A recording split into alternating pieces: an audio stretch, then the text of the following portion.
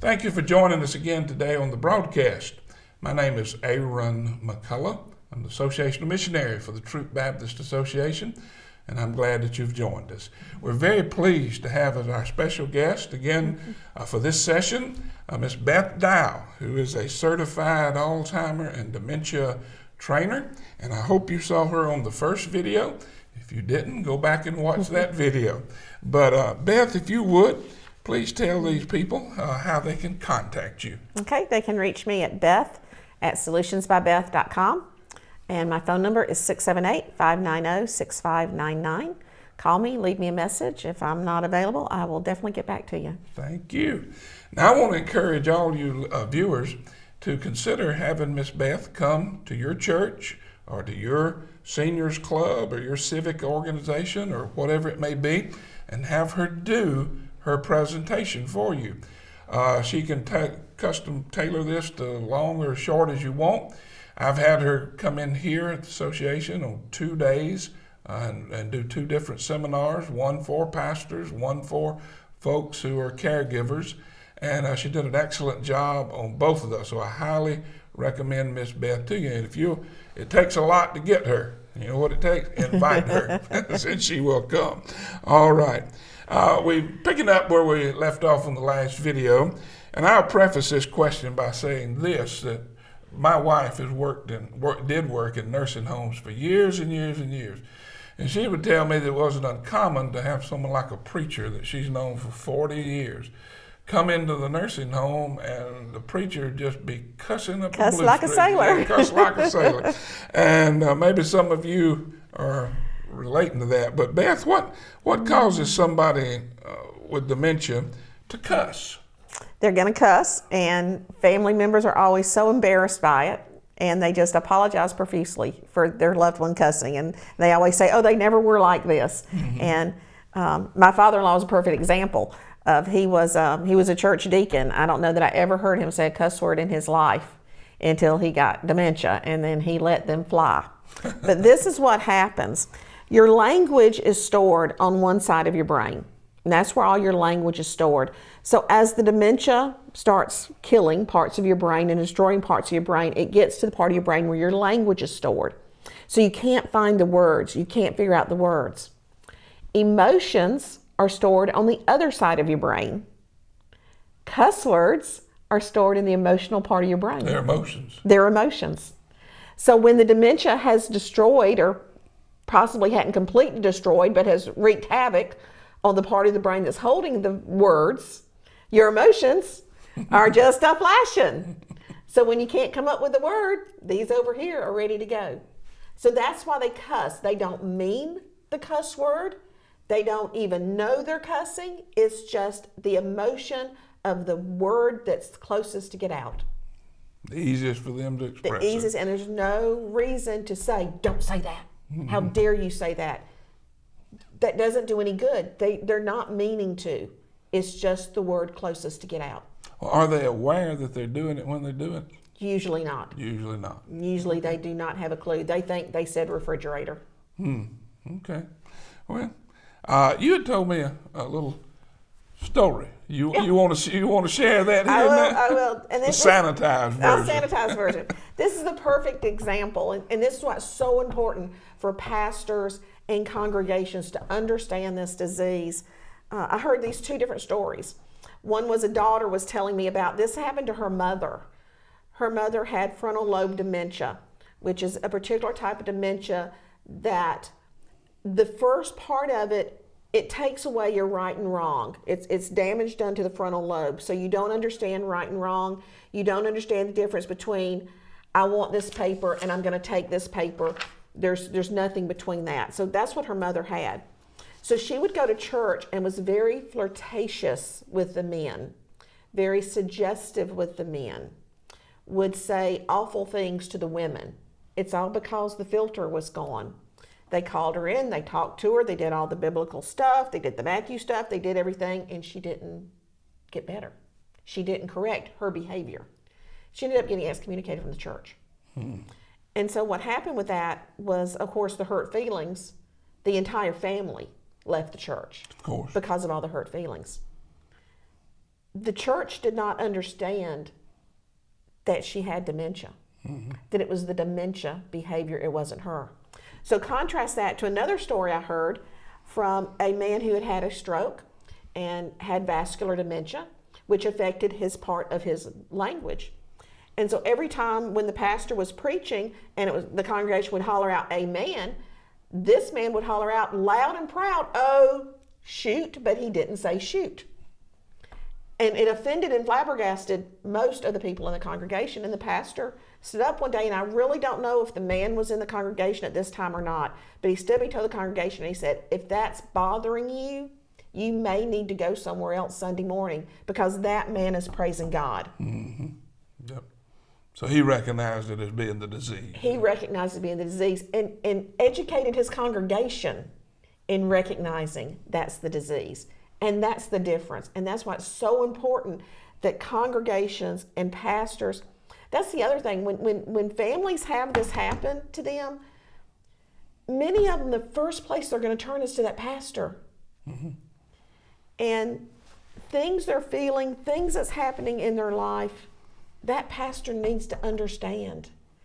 You know, I tease people that I go through in dementia, and I get rid of every one of the 10 commandments. Because thou shalt not use God's name in vain. I'm sorry, it's going to happen. You know, there's all kinds of things. You know, thou shalt not steal. It's going to happen. You know, the congregation needs to understand that, and that pastor needs to understand that, and not condemn the person that has the dementia for it, because they can't help it. Yep. Let me ask you another question. I know this to be a fact from personal experience, but folks with Alzheimer's and dementia tend to repeat things over and over and over and over. How is that normal, and how do you respond to that when they do that? The response is you act like you have never heard it before, because they do not know that they have repeated themselves over and over and over again. Why would anyone do that in their right mind? No, they wouldn't. They wouldn't. Telling them, "You've already asked me that," does no good, because they don't remember that they've already asked you that. The way I explain it is like your short-term memory, which is affected first usually, is like flypaper. So everything that happens sticks on that flypaper. Your short-term memory, it happens, it sticks. With dementia, that flypaper isn't as sticky anymore. So this may stick, and this is a memory. But the next thing hits, and it just falls off. It never did stick.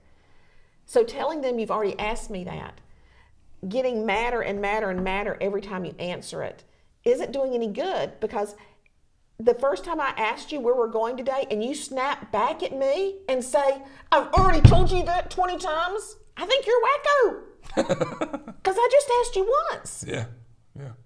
So it's really hard to just answer it like you've never answered it before.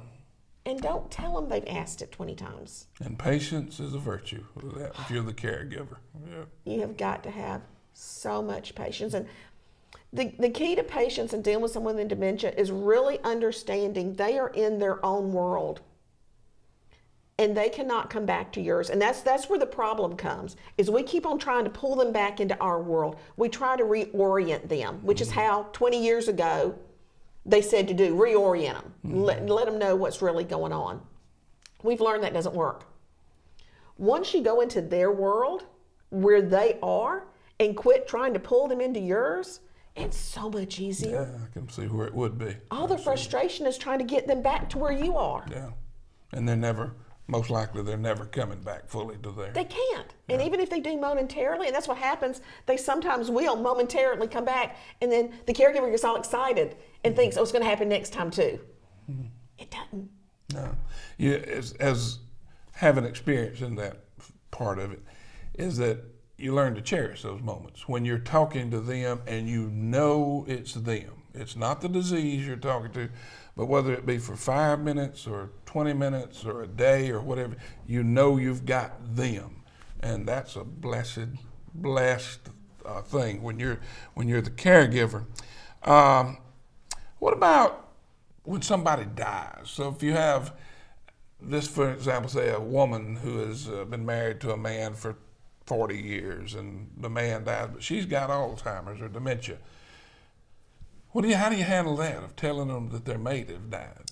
And that goes back to the reorientation. There's no need to reorient them. If they do not remember that their loved one died, why would you go back and remind them that their loved one's dead? When my daddy died, he died in the house. It was an awful, horrific scene. My mother was shaking him by his shoulders, pulling him up, saying, "Wake up, John, wake up, John, wake up, John." It was awful. I got her out of the room into the bedroom, calmed her down, and she looked at me and she said, "Where's John?" Mm-hmm. Why on earth would I remind her Mom and Daddy just died? Mm-hmm. There's no need to do that. If they ask you where your loved one, so what we did with Mama, probably for the next 3 to 6 months, whenever Mama would say where John was, I would say, "He's at Home Depot. Something's broke and he went to go get something to fix it." Okay. And she was happy with it. And she was fine. No. You don't need to tell them. You can also just say, if maybe you didn't know the spouse, you could just say, "Oh, I've never met him. Tell me about him." But don't remind them that they died. Deflects. They don't know they died. So the older people all the time with dementia, they'll ask about their mama. Where's Mama? Of course, their mama would have been 120 years old if they were still alive, but there's no need to say that. Mm-hmm. Once again, if you know anything about the mama, say she's washing clothes or she's doing something, or say, "I don't know, she'll probably be back in a minute, but tell me something about her." Mm-hmm. No, it's just deflection, I think, is what it is. They get their mind on something else. And somebody say, "Well, that's telling a lie." Well, get real. This is the real world. It is okay. It is more compassionate to not tell the truth to somebody with dementia. Yeah. Once again, why on earth would you remind them that somebody was dead? That's right. Things about, "Well, I've got to tell Mama her sister died and Mama's got to go to the funeral." No, Mama doesn't. Mama hadn't talked to Sister in 3 years and doesn't remember when she does talk to her. Yeah. So why would you take her to a funeral? Yeah. She doesn't understand. You really, and that's the hardest thing, especially for Christians to understand, and especially for people who've raised in families of you do not lie no matter what. Mm-hmm. But it is the most compassionate thing to do, is to sometimes not tell them the truth. Okay. Well, we're going to continue these discussions in another video, but before we wrap up today, I know that you have written a book on this. I have. So talk to us about your book, and if you, the audience, would like a copy of this book, Beth's going to tell you how you can get a copy.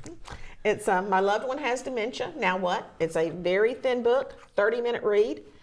The reason I did this is because there's lots of books out there.